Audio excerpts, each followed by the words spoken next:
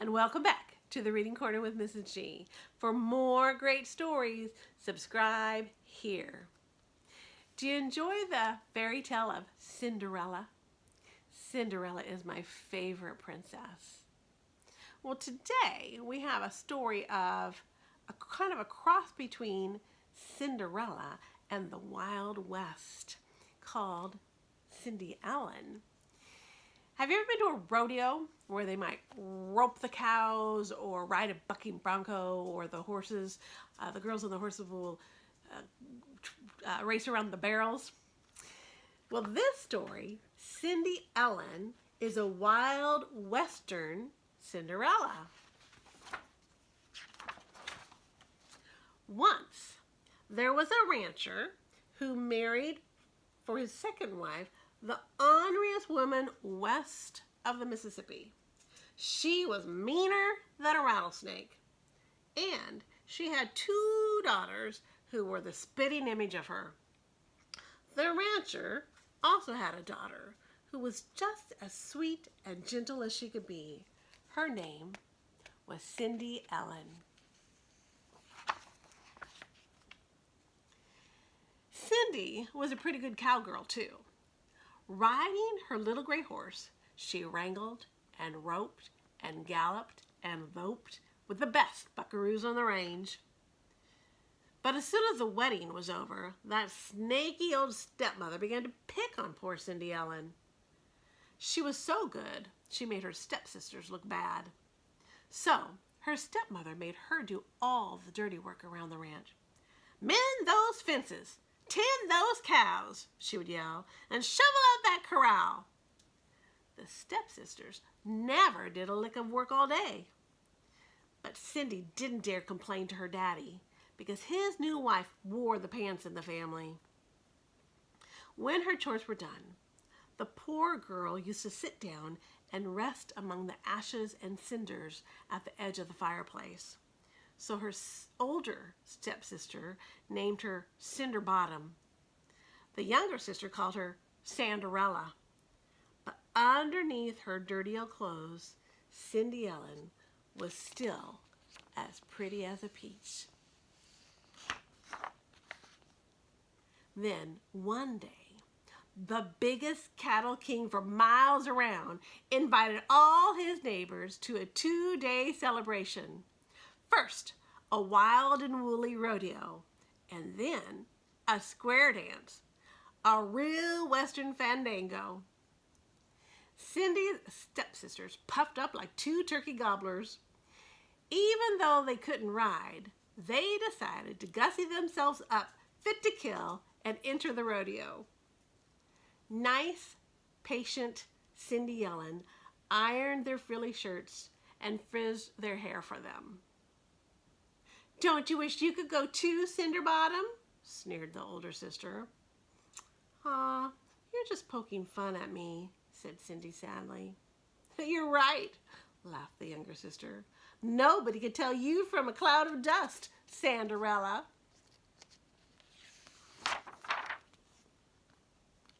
As soon as they were gone, poor Cindy Ellen broke down and cried. Then, suddenly, she heard a noise outside, almost like gunfire, but not quite. It wasn't bang, bang. It was more like bing, bing. And there stood a little old lady with a golden pistol still smoking in her hand. "Who are you?" gasped Cindy Ellen. "Say hello to your fairy godmother, Sugarfoot," the old lady said. She twirled the pistol, slapped it back into its holster, and took a good hard look at Cindy. "What's the matter with you, honey? You're as down and dirty as a flop-eared hound dog. Stand up straight. Dust yourself off." "I want to go to the rodeo," sobbed Cindy Ellen. "Can you help?" "Maybe see, maybe no," said her fairy godmother. "Magic is plumb worthless without gumption. What you need first, gal, is some gravel in your gizzard, grit, guts. Stop that tomfool blubbering and let's get busy. Time's a-wastin'." She reached for her golden 6-gun, and Cindy yelled, "Don't shoot!" but her godmother had already fired straight up in the air. Bing! Bing! Glittery sparkles floated down from the sky and sprinkled Cindy all over with fairy dust. Instantly, her heart was filled with strength and happiness, and her rags turned into the finest riding clothes west of the east. A creamy white Stetson hat crowned her shiny hair. Golden buckskin chaps encircled her legs, and a pretty little pair of cowboy boots hugged her feet like gloves.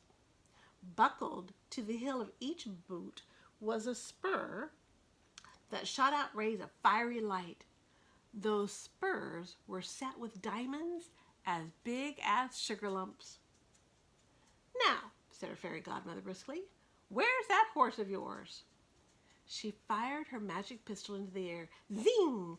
And Cindy's little gray horse became a little silver horse with a softly sparkling coat. His hoofs glittered as he pawed the ground. "Hit the trail, honey," the old lady said. "Remember, there ain't no horse that can't be rode, and there ain't no man that can't be throwed. And one more thing, get home by midnight, gal, or you'll be sorry." When Cindy Ellen pulled up the rodeo, everybody turned and stared at the dazzling stranger on the silver horse. The rich rancher's son, a rodeo champ by the name of Joe Prince, came forward wearing the biggest belt buckle you ever saw and swept his hat off his head. "Pleased to meet you, ma'am," he said. "Likewise," said Cindy.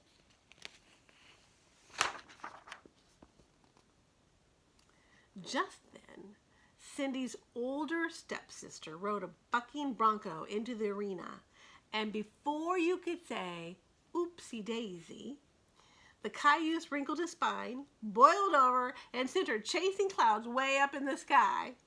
Then she bit the dust.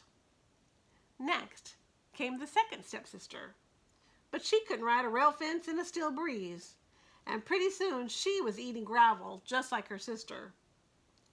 Cindy Ellen helped her stepsisters up and brushed them off, but they never even recognized her.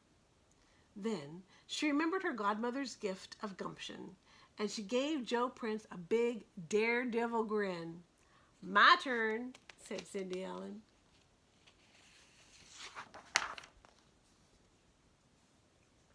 Cindy Ellen climbed aboard a salty bronc with a belly full of bed springs, a real rip snorter.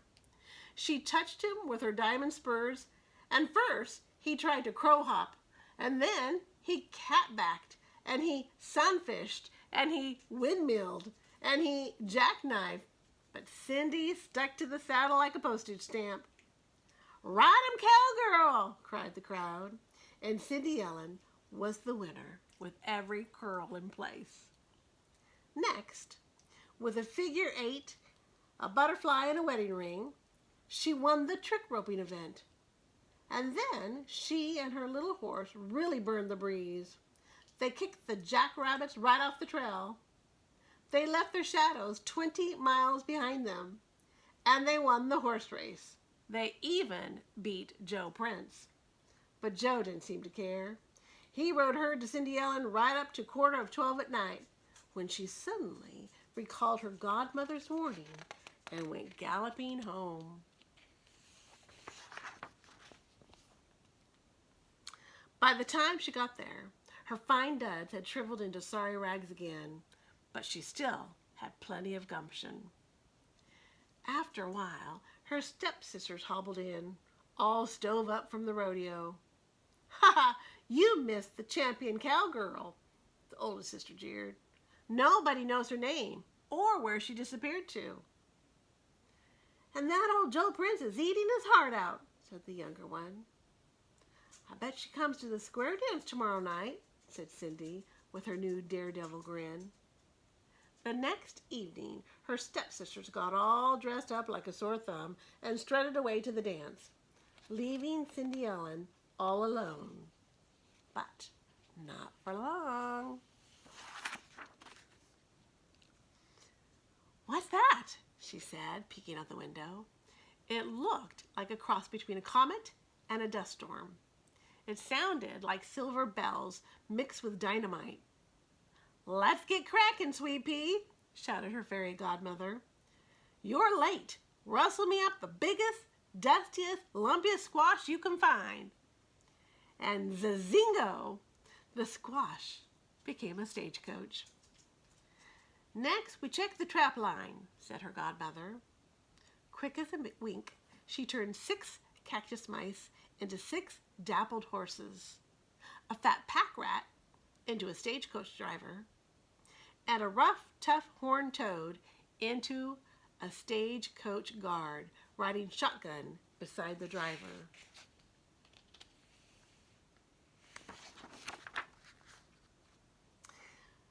"But what about my ugly old clothes?" asked Cindy.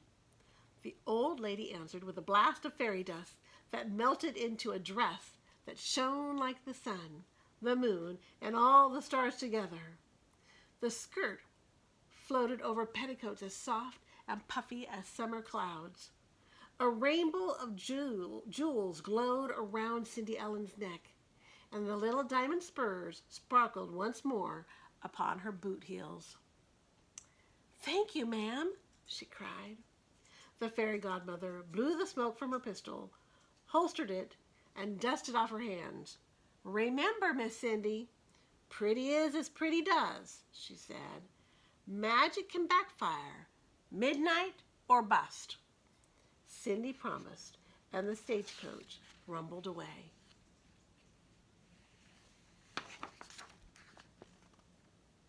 When Cindy Ellen arrived at the Cattle King's square dance, the fiddlers were tuning up for a toe-tapping jamboree.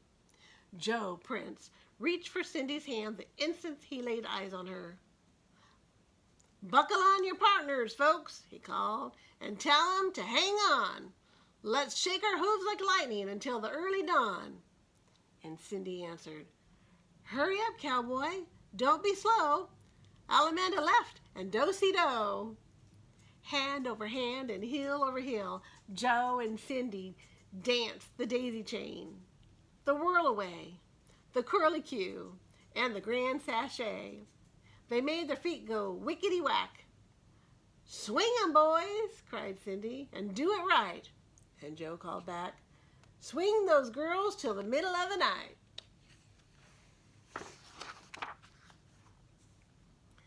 Twirling, swirling, Cindy Ellen lost track of time, and all at once she heard the clock begin to strike 12. She hightailed it out of there, lickety-split. "Whoa!" yelled Joe, hot on her heels, but he couldn't catch her. One of the diamond spurs fell off Cindy's boot as she ran, though, and Joe picked it up carefully out of the dust.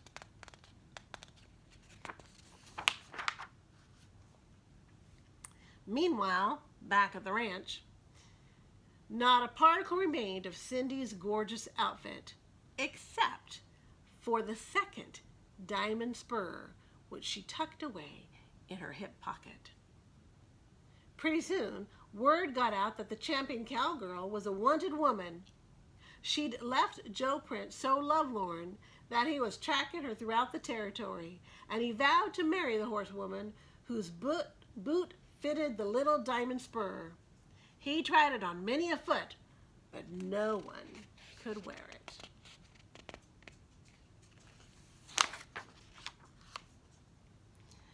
At last, he came riding up to Cindy's father's place. "Go shovel out the stable," hissed the stepmother, and Cindy reluctantly obeyed. First, Joe tried the diamond spur on the younger stepsister, but no matter how he stretched the straps, her hoof was too big.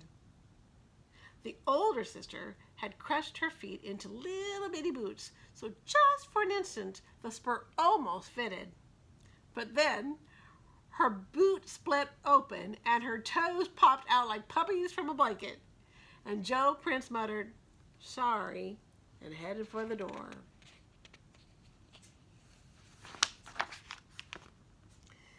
My turn, said a voice that stopped him in his tracks. It was Cindy Ellen.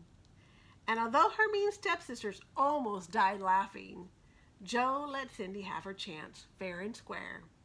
And when he put the diamond spur around her dirty little boot, it fitted perfectly. Then she pulled up the second diamond spur and buckled it onto her other boot. And at that very moment, Cindy's little horse gave a whinny, and everyone heard a noise like, "Wingo, wango, kazing! Let her rip!" shouted Cindy Ellen's fairy godmother, brandishing her golden pistol. "Hold your fire!" yelled Joe Prince. But glistening sparks of fairy dust were already sparkling down everywhere. They turned Cindy's clothes from cotton to satin, and they put quite a twinkle in Joe's eye. And Cindy's horse began to sparkle. "Yee-haw!" yelled the fairy godmother.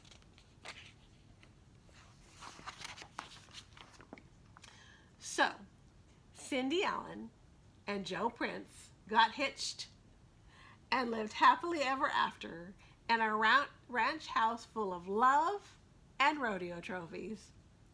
Cindy's family moved to town, where both stepsisters married city slickers. And Cindy's little horse kept his sparkling coat and his glittering hoofs to the end of his days.